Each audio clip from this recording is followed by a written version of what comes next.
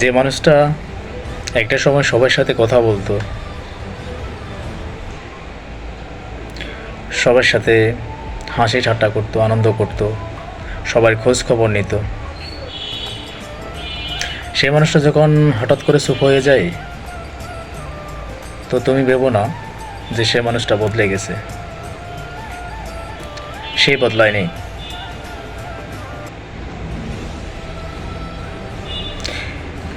হঠাৎ করে কারোর সাথে কথা না বলাটা, কারো খোঁজ খবর না নেওয়াটা যে তার জীবনে কতটা কষ্টকর,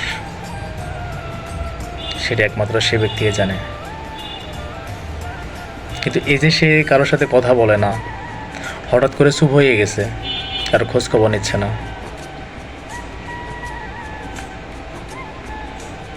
এতে কুড়ে কুড়ে তার জীবনটা শেষ হয়ে যাচ্ছে।